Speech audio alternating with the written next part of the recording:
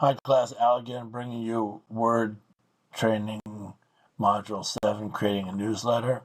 I know you can do these on your own, but I like to go over the applies with you. Let's hope I remember how to do all this. So, we want to go to our blank paragraph and insert some word art. So we click in the paragraph, insert word art, drop down, second column, first row. Now we type next in text. And we click outside the box.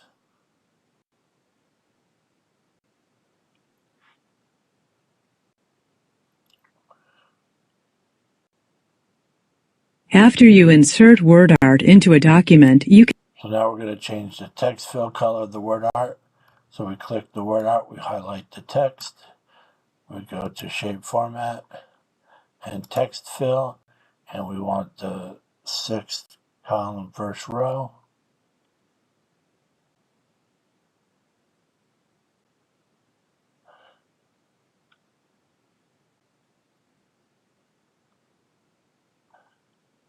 We're going to change the text outline color of the word art. So we click the word art, we click the dashed line to get full lines. We go to shape format and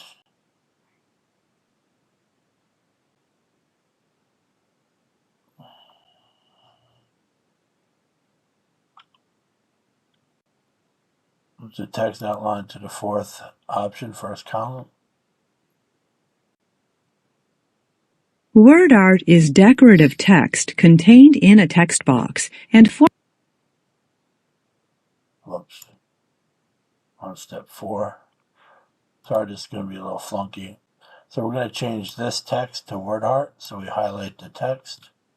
We go to insert and word art, and we want the first row, second column.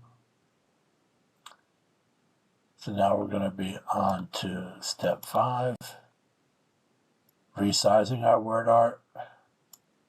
specifying the exact dimensions for word. So we're going to click our word art. We see our shape format comes up. We click it, and size is all the way to the right of our ribbon. So we're going to go 1 and 6.3 and enter. And now we're going to go to step 6. After you insert word art in a document, you can transform. So now we want to transform the next in text word art using the wave down option from the warp section of the transform gallery.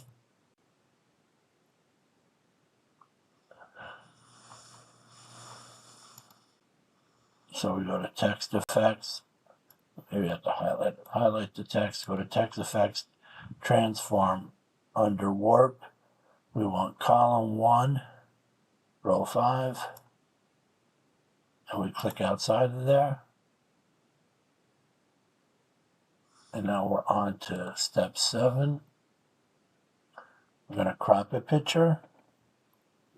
To remove unwanted parts of a picture, We're going to click our picture, and we're going to go to our picture format option of our menu in our ribbon. We're going to go to the crop feature and the first crop, and we're going to pull this handle to the left of the red and click outside the picture, and now we've cropped it. And step 8 will have us crop that to a shape.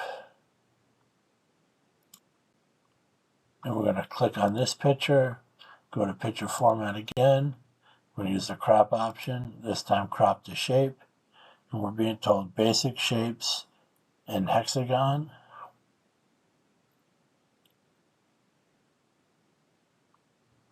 And that's the one to the left of the one that says 7. On to step 9.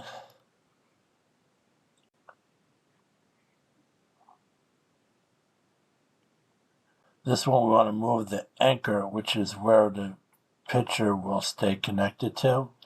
So we're going to highlight the picture, and we're going to highlight the dotted line to choose the picture, and we see the anchor next to artificial intelligence. we're just going to move that down to the one that says in a similar way. And we're going to go on to step 10.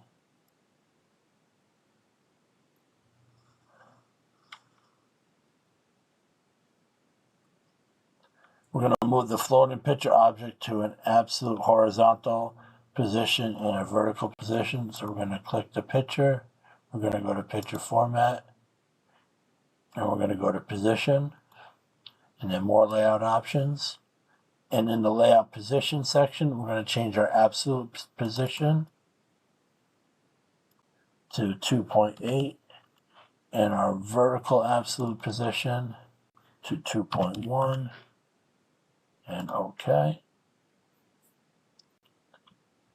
And now we're on to step 11 of 21. There's going to be insert a continuous section break. So insert a break immediately before the plan for success heading. So we put our cursor, our insertion point to the left of the P. We're going to go to layout, and under page setup, we're going to go to breaks, and then under section breaks, we go continuous. On to step 12 of 21. We're going to customize the status bar. I'll tell you, this is something I don't think I've ever done in real Word, but our status bar is down here where we see page 105, 1,040 words. If we right click here and we go up to section and we click outside of that menu, we've changed that status. So now we're on to step 13 of 21. And it's changing our hyphenation options. By default, Word won't put a hyphen when we move a word to the next line. To change that, we go to layout. We had seen breaks before, but now we see hyphenation. And we're told to turn that to automatic and then turn it back off to none. On to step 14 of 21.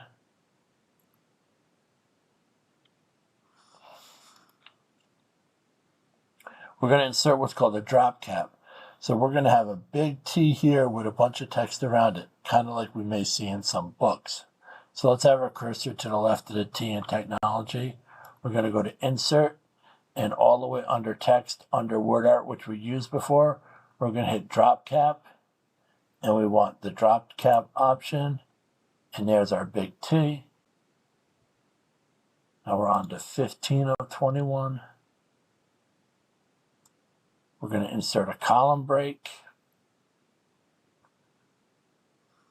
So we want to insert a column break immediately before the fourth paragraph, beginning with eventually AR tools. So what's going to happen is column break will take this text and move it to this empty space on the right. So we're going to go layout, breaks, column. And now we see that stuff's in our column break. On to step 16. We're going to insert text as an object now, which is a pretty cool feature. You can insert text from another Word document. When you are inserting the entire text of a document. Oh, Zara, I don't need you. So we're going to fill this with text that's already in another document. And we do that by going to Insert. And under Object, we choose Text from File. And it brings up our File Explorer. And we want it from the success story document. So we click it and choose Insert. On to step 17. We're going to format a text box. So we want to apply the moderate effect to this text box. This is really going to be a shape style. It's not really a format of the text box. We're changing its style. So we hit the drop down for shape styles. And we want the fifth option in the second row. And we see the change. And then we want to change the outline color of the picture to blue-gray text 2. So we go to Shape Outline, and it's our blue-gray one we used before. On to step 18. We're going to set tab stops. What this does, it tells us how far the insertion point will move when we hit the tab key. Okay. So we're going to insert our pointer below contents. We want to add the tab stop. We're going to open up the dialog box for paragraph and go down to tabs, which is in the far left corner of this menu. And we're going to type 6 here for tab stop. And then it wants us to do a leader. And we see what that does. It puts dots in position of our tab. So we're going to click it, and then we're going to click set. Then we'll hit OK.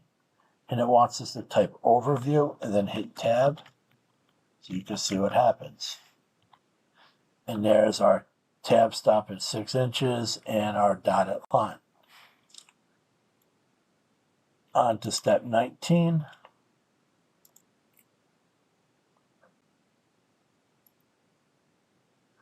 We're going to balance columns, and we're going to do that by putting continuous section break in. So we're going to put our cursor after the period next to the formatting marks and place our last paragraph.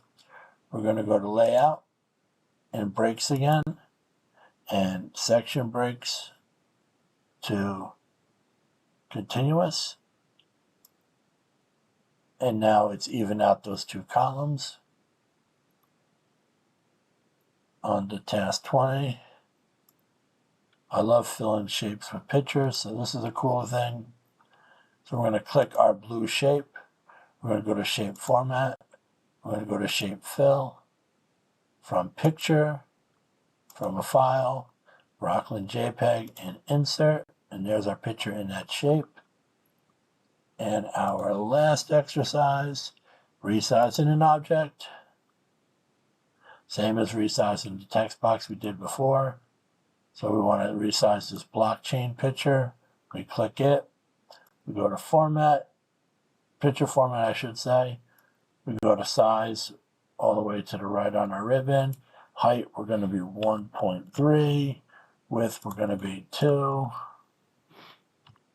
And Enter. And now we've done everything. I hope that was helpful to you all, and we'll see you next time.